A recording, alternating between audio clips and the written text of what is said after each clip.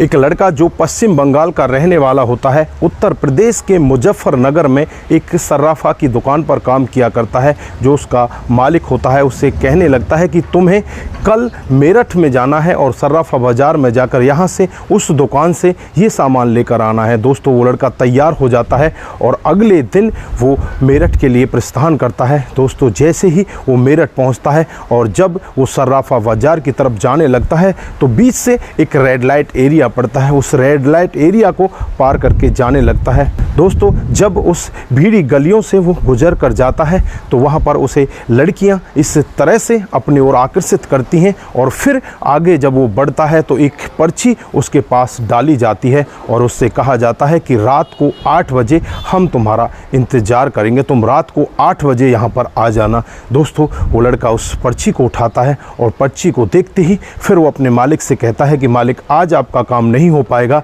मैं कल आपका काम करके लेकर आता हूँ, आज मुझे कुछ अर्जेंट काम है। दोस्तों 8 बजे का इंतज़ार करता है और जैसे ही 8 बजते हैं वो लड़का उस कोठे पर पहुँच जाता है। वहाँ पर बहुत सारी लड़कियाँ मिलती हैं, लेकिन वो पर्ची फेंकने वाली लड़की जब उसके सामने आती है तो बस उसकी आंखें फटी की फटी रह जाती हैं।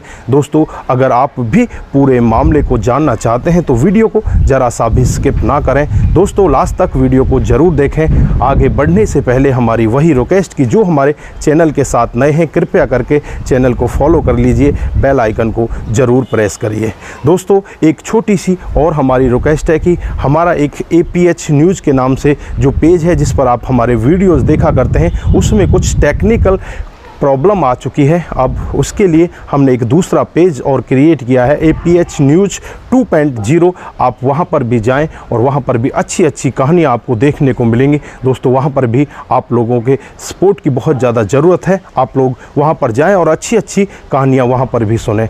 नमस्कार, जय हिंद। आप देख रहे हैं APH न्यूज़ राहुल रावत के साथ। तो दोस्तों आज की जो हकीकत की घटना आपको बताने जा रहा हूँ, ये हकीकत की घटना उत्तर प्रदेश में एक ज़िला पड़ता है मुजफ्फरनगर। ये मुजफ्फरनगर की ही हकीकत की घटना है। यहाँ पर एक लड़का जो पश्चिम बंगाल के रफ फरगाना क्षेत्र का रहने वाला होता है और यहीं पर आकर वो एक सर्राफे की दुकान पर नौकरी करने लगता है।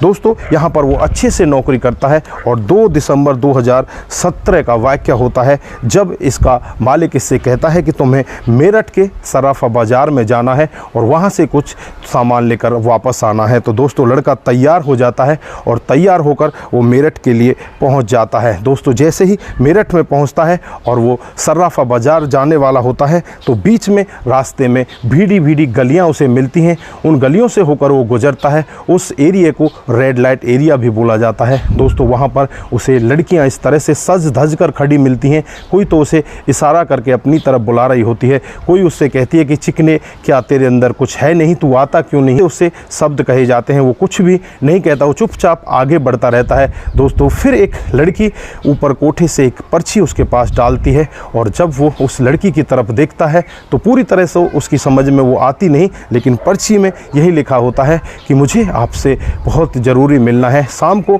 8 बजे प्लीज़ आप यहाँ पर आ जाना। दोस्तों अब ये लड़का अपने मालिक के पास फ़ोन करता है और उससे कहने लगता है कि मालिक आज आपका काम नहीं हो पाएगा, मैं आपका काम कल कर देता हूं। तो मालिक भी कहता है कि कोई बात नहीं, आप कल कर देना। दोस्तों ये लड़का बड़ी ही बेसब्री से रात के 8 बजे का इंतज़ार करता है और जैसे ही रात को 8 बजते हैं ये लड़का उस कोठे के ऊपर पहुंच जाता है और वहां पर बहुत सारी लड़कियां इसके सामने पेश की जाती हैं। बहुत अच्छी अच्छी लड़कियां उसे दिखाई जाती हैं।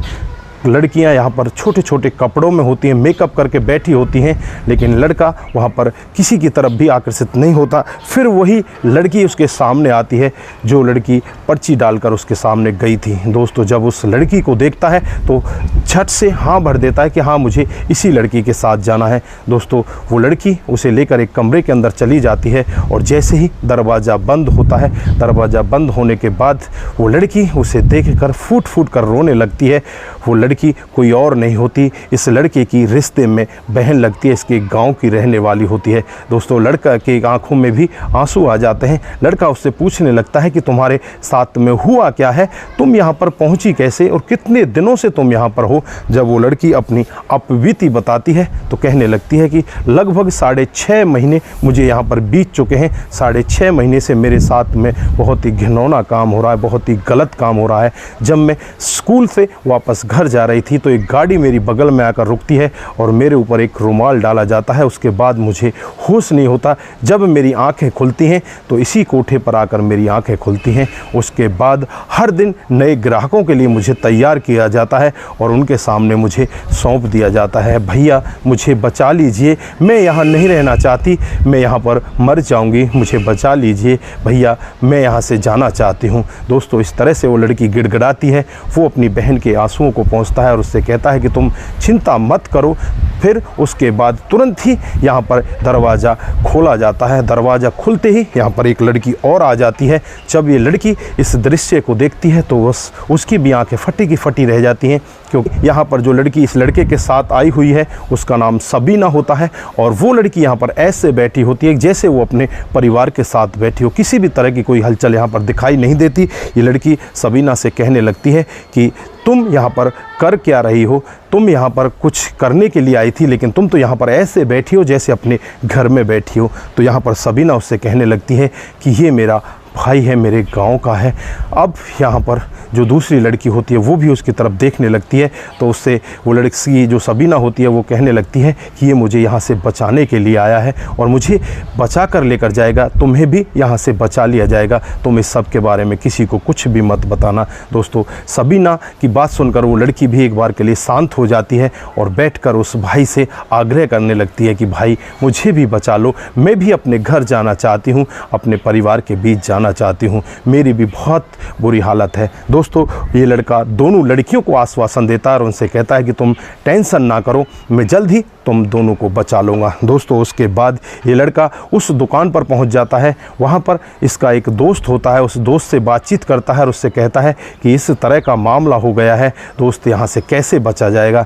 दोस्तों फिर ये दोनों दोस्त मिलकर नज़दीकी थाने में पहुँचते हैं। पहुँचने के बाद जो SHO साहिबा मिलती हैं जिनका नाम रश्मि चौधरी होता है, वो इस पूरे मामले को सुनती हैं। दोस्तों DSP साहब संजीव देसवाल जी वहाँ पर होते हैं, उनके सामने ये मामला पहुँच जाता है। SSP उस समय जिले के जो होते हैं उनका नाम मंजिल सैनी होता है, सभी के पास ये मामला पहुंच जाता है और फिर एंटी ह्यूमन यूनिट को ये मामला सौंप दिया जाता है। दोस्तों एक टीम गठित की जाती है और टीम इसी कोठे पर जाकर छापेमारी करती है। छापेमारी में कई सारी लड़कियों को यहाँ से बचाया जाता है। दोस्तों यहाँ पर मीडियाकर्मी भी पहुँच जाते हैं और मीडियाकर्मी जब इस लड़की सबीना से इसके बारे में पूछताछ करते हैं तो ये रो रो कर अपना हाल इस तरह से बताती है। दोस्तों हर कोई व्यक्ति इसकी कहानी को सुनकर एक बार सोचने के लिए मजबूर हो जाता है। इसी तरह से लड़कियों को या तो बस स्टैंड से या रेलवे स्टेशन से या स्कूल जाते समय इस तरह से अकेली लड़की को देखकर उन्हें इस तरह से उठा लिया जाता है और उनके साथ में इस तरह से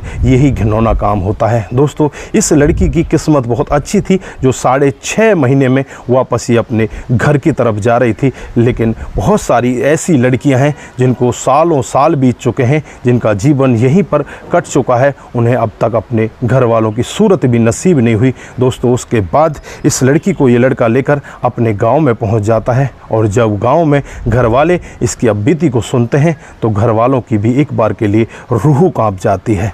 तो दोस्तों ये थी आज की हकीकत की कहानी। इस कहानी से हमें शिक्षा भी मिलती है और अपने आप को, अपने बच्चों को, अपने बहन भाई को सावधान रखने की नसीहत भी मिलती है, नहीं तो यह हादसा किसी के साथ भी हो सकता है। तो दोस्तों इस वीडियो को ज़्यादा से ज़्यादा लोगों के साथ आप शेयर करें जिससे कि और लोगों के पास भी ये मामला पहुंच सके। और यहाँ पर मैं आज पुलिस वालों की इस टीम को भी सलूट करना चाहता हूँ जिन्होंने इतना अच्छा काम किया और इस बहन को वहाँ से निकाला, उस दलदल से निकाला और कई सारी बहनों को भी वहाँ से निकाला। तो दोस्तों आप यहाँ पर क्या कहना चाहते हैं, इस भाई के बारे में आपकी क्या राय है? दोस्तों मैं तो इस भाई को सलूट करना चाहता हूं जिसने बिना डरे हुए इतना अच्छा काम किया, अपनी बहन को तो निकाला, साथ में और कई बहनों को भी उस दलदल से निकाला।